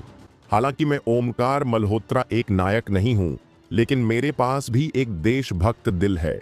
किसी भी मामले में मैं ब्लैक ड्रैगन सोसाइटी के लोगों को उत्तर प्रदेश में हावी नहीं होने दूंगा। आयान ने शब्दों को सुनते ही सिर हिलाया, फिर मास्टर वीरेंद्र के पीछे के कॉलर को पकड़ने के लिए अपना हाथ बढ़ाया और मुर्गे की तरह फिसल गया। उसकी आकृति चमक उठी और दूर की ओर जाती हुई एक काली छाया में बदल गई। जैसे ही वह नजरों से ओझल हुआ, मैदान में मौजूद सभी लोगों की आंखों में श्रद्धा और पूजा का एक अकल्पनीय अर्थ दिखाई दिया। खास तौर से गंजे आदमी और दूसरे आयान की जादुई शक्तियों को देखने के बाद वे बस उसे एक देवता की तरह सम्मान देते हैं।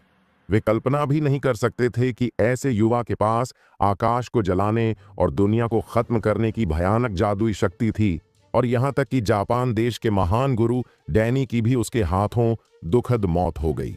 अगर कुछ और साल बीत गए तो मुझे डर है कि पूरे इंडिया में बहुत कम विरोधी होंगे। एक चौथाई घंटे बाद आयान ने मास्टर वीरेंद्र को पकड़ लिया और क्लब में उनके लिए समर्पित मंजिल पर आ गया। आयान बेतरतीब ढंग से एक कुर्सी पर बैठ गया, लेकिन मास्टर वीरेंद्र उसके सामने खड़ा था। उसका सिर झुका हुआ था, एक भयभीत नजर के साथ, एक स्टूडेंट की तरह जिसने स्कूल के नियमों का उल्लंघन किया था और मेन टीचर द्वारा पकड़ा गया था। मास्टर वीरेंद्र, हम यहाँ केवल दो हैं, चलो बात करते हैं। ब्लैक ड्रैगन क्लब का रहस्य क्या है? आयान ने पूछा।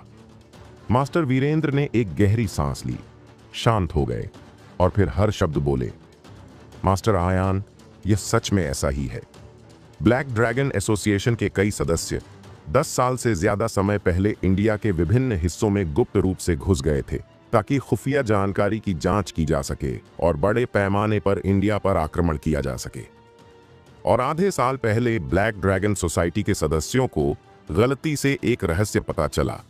लखनऊ शहर के देवगिरी पहाड़ों में एक बंजर पहाड़ में एक अद्वितीय बलवान द्वारा छोड़े गए रहस्य मौजूद थे। अनुमान के अनुसार वह मजबूत मार्शल कलाकार देवताओं को वश में करने में सक्षम है और उसके कौशल सामान्य मार्शल आर्ट मास्टर्स से कहीं बेहतर हैं। मास्टर वीरेंद्र के शब्दों को सुनकर आयान का दिल हिल गया। मार्शल आर्ट के मास्टर से बढ़कर एक बेजोड़ पावर हाउस। भले ही मास्टर वीरेंद्र उत्तर प्रदेश में एक भूमिगत नायक है, फिर भी वह आखिरकार एक साधारण आदमी है। वह मार्शल आर्ट की दुनिया के बारे में बहुत कम जानता है और उसे 4 मास्टर्स के विभाजन का पता नहीं होना चाहिए, स्वर्ग और पृथ्वी। आज मार्शल आर्ट मास्टर्स ज्यादातर मास्टर्स को संदर्भित करते हैं, और अब वह मजबूत आदमी जिसने देवगिरी पहाड़ों में एक रहस्य छोड़ा है, वह स्वर्ग, पृथ्वी और गहन के 3 क्षेत्रों में सबसे मजबूत आदमी है। उसका रहस्य स्वाभाविक रूप से खास है। थोड़ी देर के लिए आयान अनजाने में दिलचस्पी लेता था, लेकिन अचानक उसे कुछ याद आ गया और उसने पूछा, मास्टर वीरेंद्र, आपके अनुसार ब्लैक ड्रैगन सोसाइटी को 6 महीने पहले इस रहस्य के बारे में पता चला, उसने किसी को क्यों नहीं भेजा? सीधे रहस्यों को खोदने के लिए? कैसे नहीं? मास्टर वीरेंद्र ने बार बार कहा। जहां तक मुझे पता है, ब्लैक ड्रैगन क्लब ने देवगिरी पहाड़ों का पता लगाने के लिए पहले और बाद में लोगों की 3 लहरें भेजी हैं, कुल मिलाकर सैकड़ों लोग, लेकिन सभी चले गए हैं।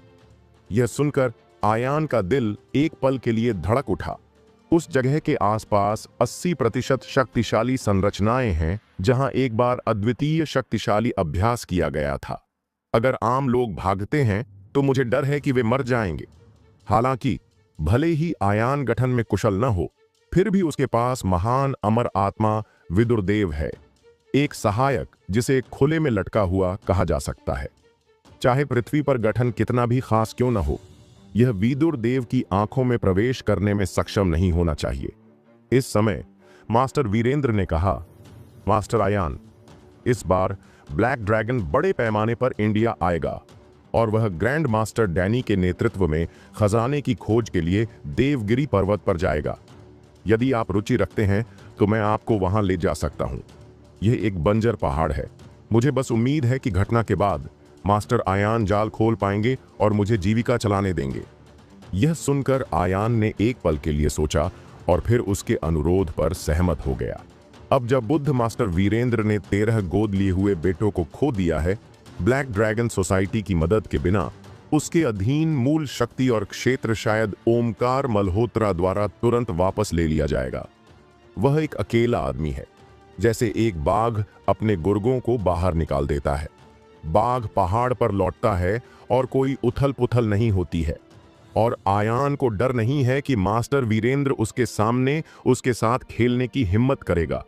जिस दृश्य में उसने पहले बड़ी शक्ति दिखाई थी, उसने साफ तौर से मास्टर वीरेंद्र को अनोखा झटका दिया था। अगली सुबह मास्टर वीरेंद्र ने ड्राइवर के रूप में काम किया और मर्सिडीज बेंज को देवगिरी पर्वत की ओर ले गए। देवगिरी पर्वत मुख्य रूप से ब्राइट सिटी में स्थित हैं और सैकड़ों किलोमीटर तक फैले हुए हैं।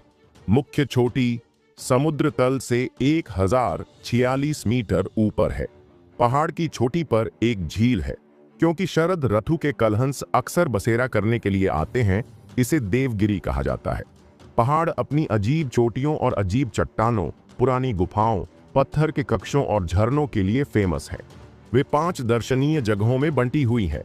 वे अपनी चोटियों, चट्टानों, धाराओं और झरनों के लिए फेमस हैं और पर्यटकों के आकर्षण का केंद्र हैं। मास्टर वीरेंद्र ने पहाड़ों के बाहर मर्सिडीज बेंज पार्क की, फिर कार से बाहर निकले और एक टूर गाइड के रूप में काम किया, जो पूरे रास्ते आयान का नेतृत्व कर रहे थे। यह देवगिरी पर्वत एक पर्यटक आकर्षण है जहां कई पर्यटकों को देखा जा सकता है। हालांकि मास्टर वीरेंद्र फॉये उसे जिस रास्ते पर ले गया वह एक दुर्गम रास्ता था और वहां बोलने के लिए भी कोई जगह नहीं थी।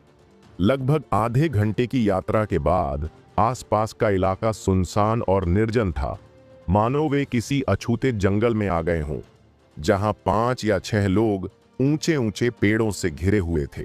दिन भर चलने के बाद जब एक घाटी में प्रवेश किया तो आयान ने अचानक देखा कि आसपास का तापमान तेजी से गिर गया है। यह जून का महीना था और गर्मी का मौसम था, लेकिन घाटी में कड़ाके की सर्दी थी। टेम्परेचर 0 से नीचे गिर गया था और हर तरफ से कड़कड़ाती ठंड आ रही थी।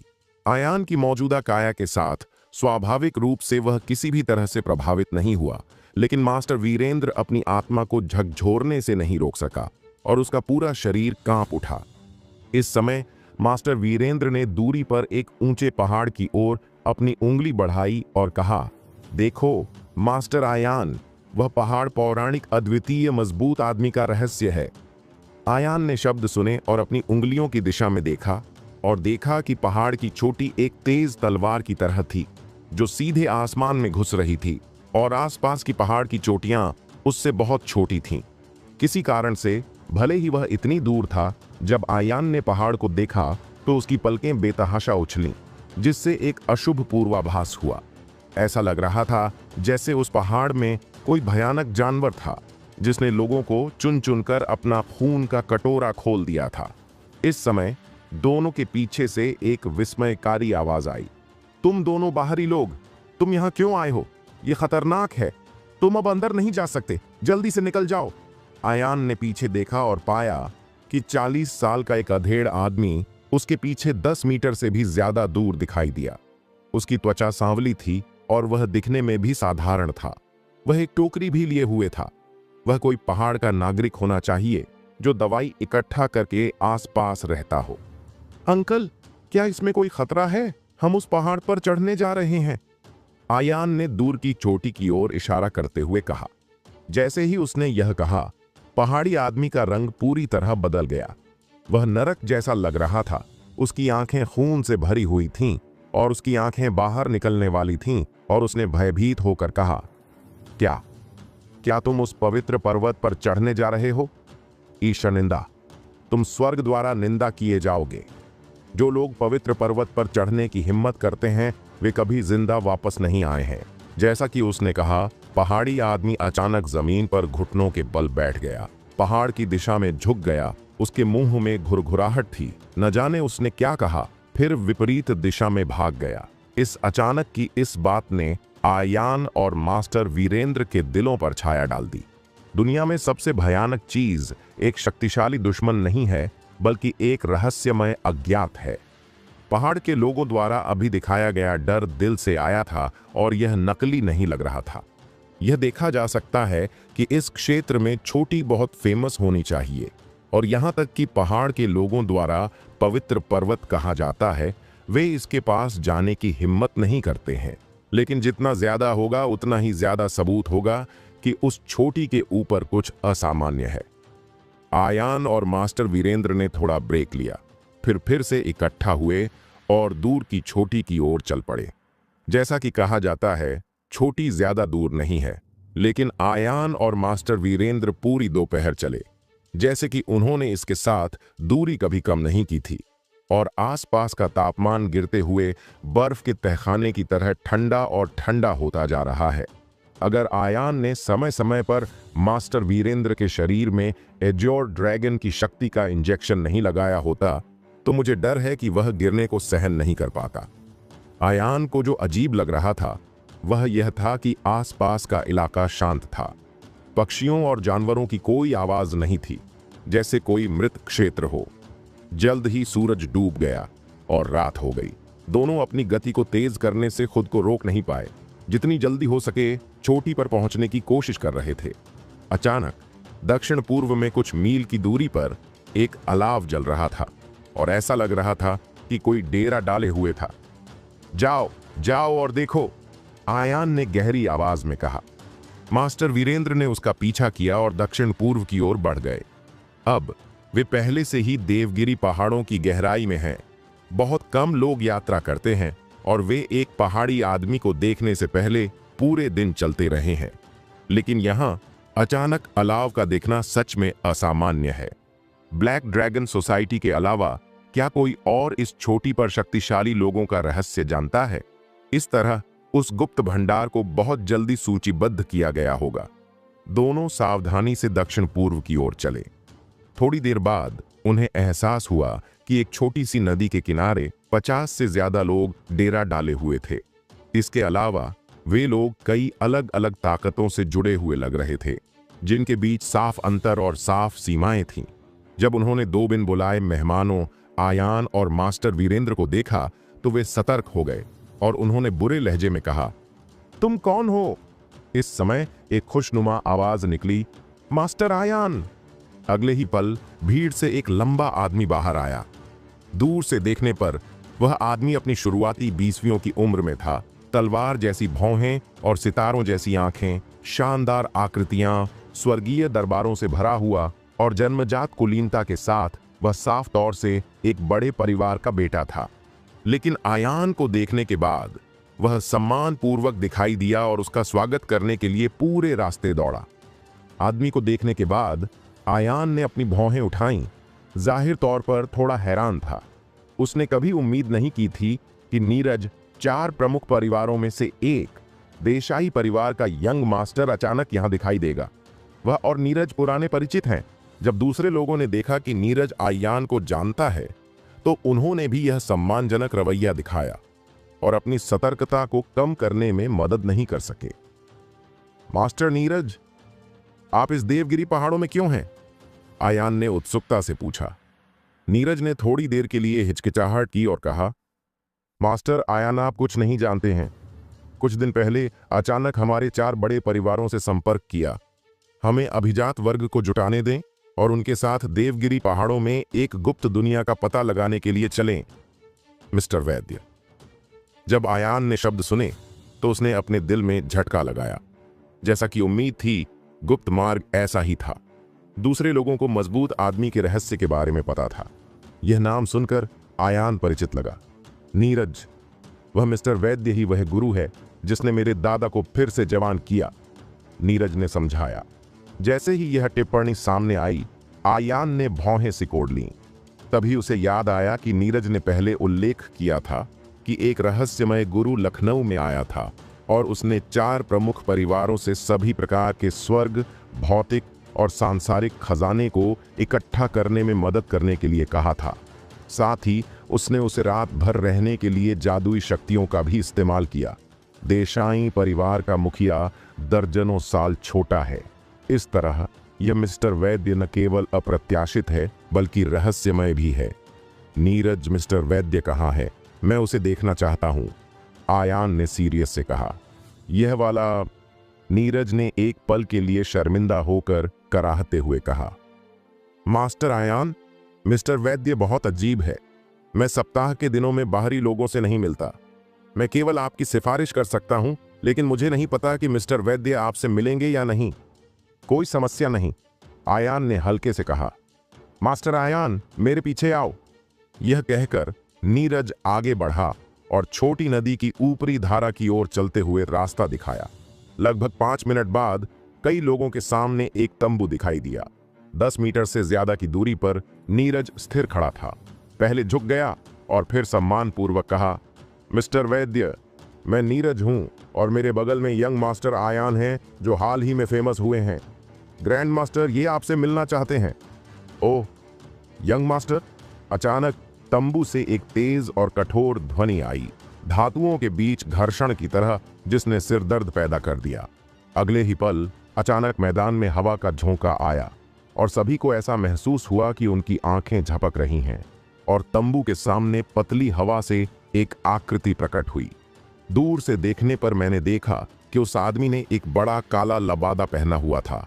उसका पूरा शरीर कसकर बंधा हुआ था और उसकी आंखें कभी भी बाहर नहीं निकली थीं, जिससे उसका रूप देखना मुश्किल हो गया था।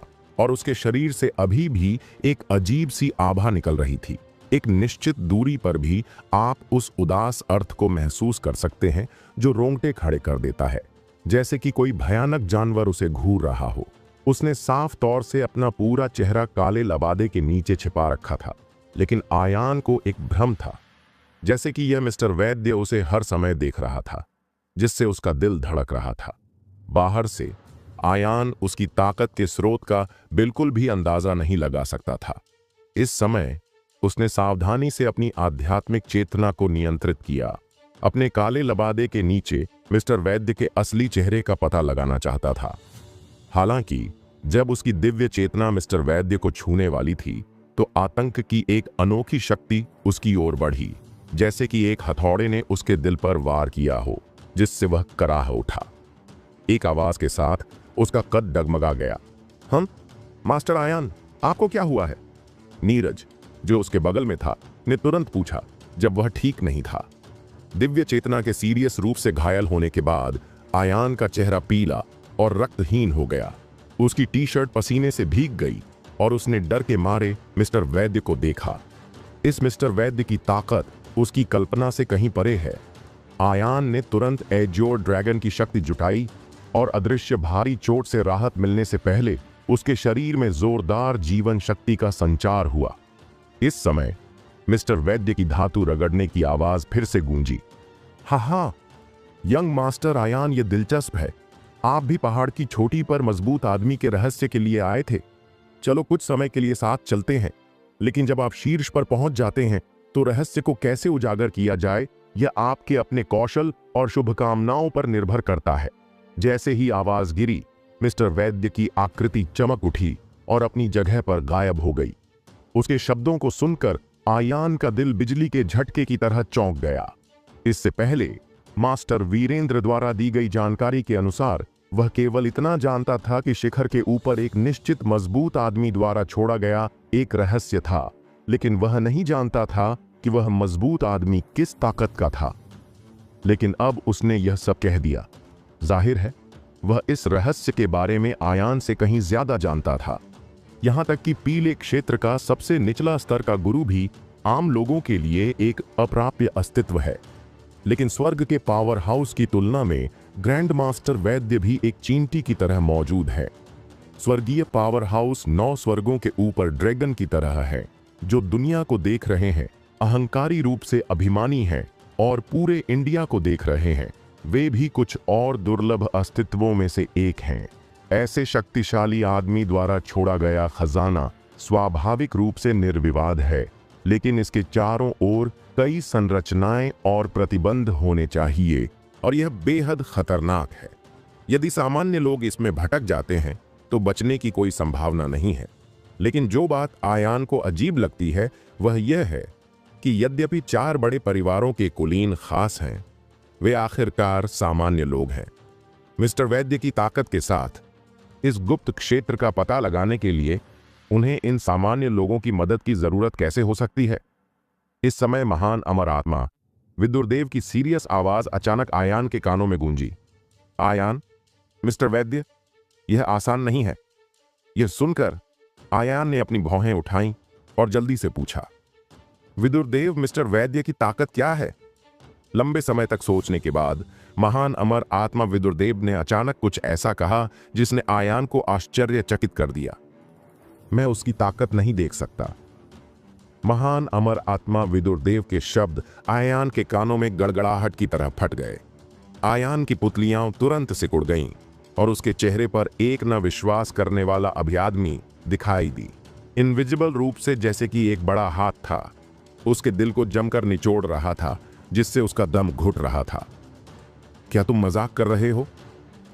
आप जानते हैं, महान अमर आत्मा विदुरदेव अमर आदरणीय की एक पीढ़ी है और उनकी नजर इतनी ज्यादा है, किसी की तो बात ही छोड़िए।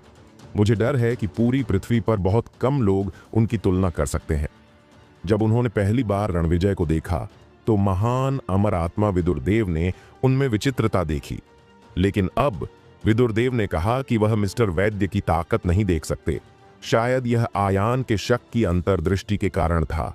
महान अमर आत्मा विदुरदेव ने तुरंत समझाया, आयान, यह वह नहीं है जो आपने कल्पना की थी।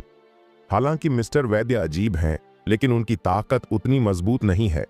दूसरे था स्वर्गीय बिजली घर का गठन उन्हें परेशान नहीं कर सकता।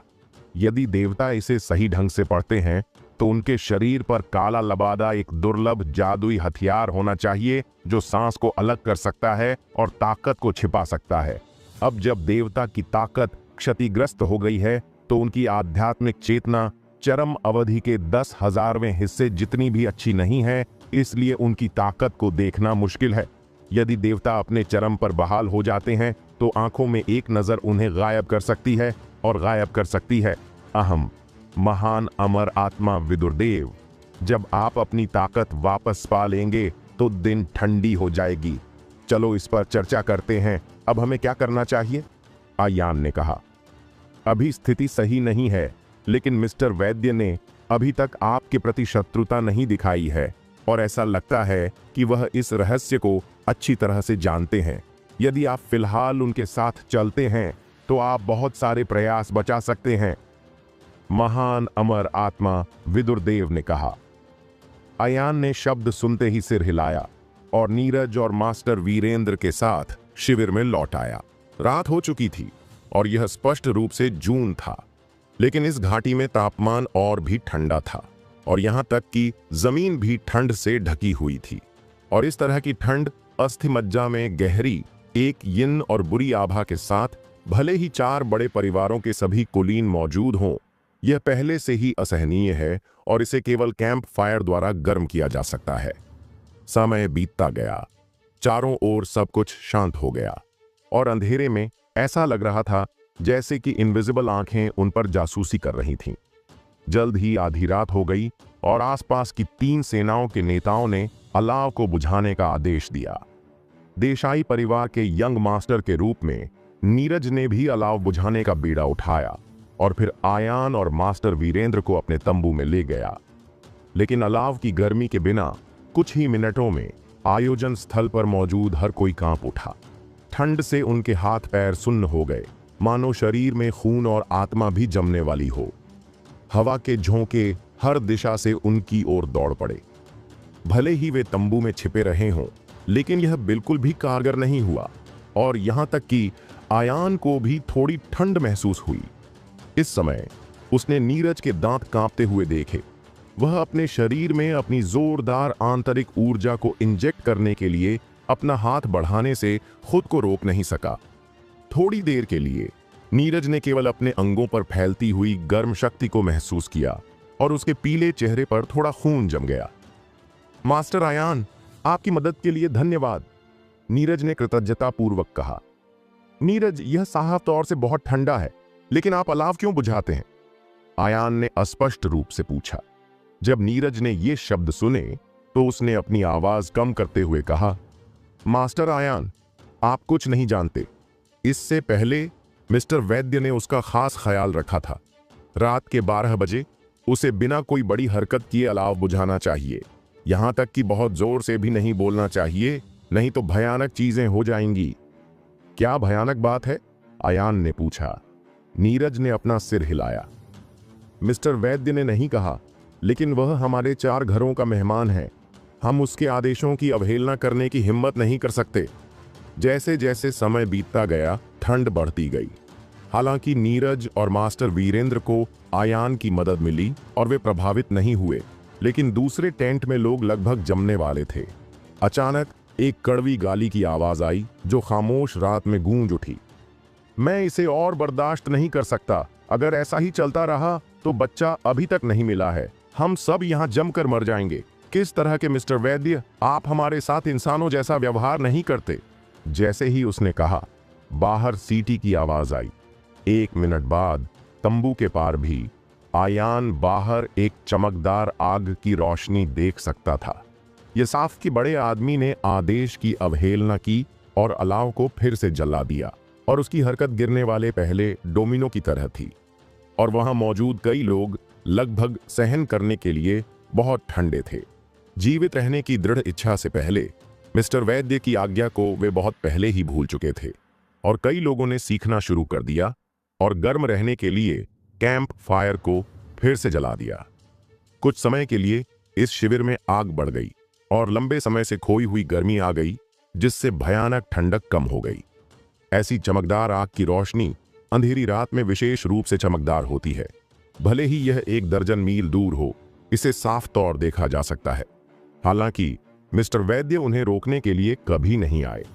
उन्होंने केवल यह दिखावा किया कि मिस्टर वैद्य सो रहे थे और भी ज्यादा अभिमानी हो गए। जोर से बात करना शुरू कर दिया और समय समय पर कुछ चुटकुले सुनाए। आधे घंटे बाद अचानक दूर से एक आवाज आई। आवाज कानों को बहरा कर देने वाली थी, मानो कोई सेना मार्च कर रही हो। यह आवाज सुनकर वहां मौजूद सभी लोग चौंक गए और एक दूसरे की तरफ देखने लगे, दूसरे की आंखों में अनोखा आश्चर्य देखना। वे अब देवगिरी पर्वत की गहराई में है, पगडंडी से दूर, और वे दिन में एक दिन बिना कुछ लोगों का सामना किए यात्रा कर रहे हैं। और अब यह गति तभी प्राप्त हो सकती है जब कम से कम हजारों लोग एक साथ मार्च करें। ऐसा कैसे हुआ? हर कोई एक के बाद एक जमीन से उठा, सतर्क नजर से, जैसे कि वे किसी दुश्मन का सामना कर रहे हों। उन्होंने अपने हाथ फैलाए और अपनी कमर के चारों ओर बंधी बंदूकें निकाल लीं। दूर से पास तक आवाज तेज और तेज होती गई, मानो वह उनकी ओर आ रही हो। कुछ देर के बाद आसपास की धरती भी कांप उठी, मानो कोई छोटा भूकंप आया हो।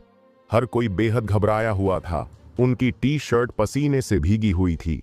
केवल उनके हाथों में बंदूक ही उन्हें सुरक्षा का एहसास दिला सकती थी।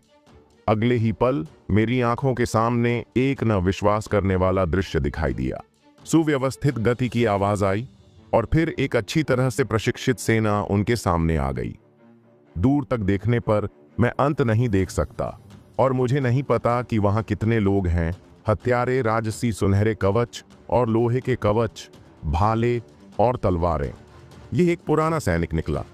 मुझे नहीं पता कि यह किस राजवंश का है, लेकिन उन सैनिकों के चेहरे पीले और उदास हैं, जिससे लोगों को डर लगता है, जैसे कि एक झोंबी भूत। जैसे ही वे दिखाई दिए, उनके चारों ओर हवा का एक बादल छा गया और भूत रो रहे थे और चिल्ला रहे थे, जिससे लोग सीधे डर गए और उनके घुटने कमजोर हो गए, जैसे कि वे अगले ही पल लंगड़ाने वाले थे। 4 बड़े परिवारों के अमीर लोग मदद नहीं कर सके, लेकिन अपनी आत्मा में गहरी कांपते हुए एक कौर लार निकल गए। उनके सामने अलौकिक दृश्य लगभग उनके नजरिए को उलटने वाला है। अचानक महान अमर आत्मा विदुरदेव की आवाज आयान के कानों में गूंजी। विदुरदेव, क्या चल रहा है? अज्ञात के डर के कारण आयान की आवाज थोड़ी कांप उठी। आयान सैनिकों के उद्धार लेने का तरीका इस तथ्य को संदर्भित करता है कि पुरानी सेना के हारने के बाद शिकायतें बनी रहीं, उस समय के समय और भौगोलिक वातावरण के साथ। सैनिकों की इस तरह की सोच अक्सर उस समय युद्ध में रही। वे सभी सोचते हैं कि वे अभी तक मरे नहीं हैं और वे अपने सैन्य सम्मान को बनाए रखने के लिए लड़ना जारी रखेंगे, और वे आम तौर पर दूर दराज और निर्जन, बेहद उदास जगहों पर दिखाई देंगे। इस नजरिए से मिस्टर वैद्य को लंबे समय से पता था कि यहाँ एक सैनिकों का उद्धार लेने का तरीका होगा, इसलिए उन्होंने खास तौर से आग न जलाने की याद दिलाई। लेकिन अब यह परेशानी है, उसने आपके अस्तित्व की खोज कर ली है। इस समय किसी का मनोवैज्ञानिक बचाव पूरी तरह से ढह गया और वे चिल्लाए, आहा। दोस्तों, आपको यह एपिसोड कैसा लगा हमें कमेंट करके जरूर बताएं और इस वीडियो को लाइक और शेयर करना ना भूलें। चलिए मिलते हैं एक नए एपिसोड के साथ।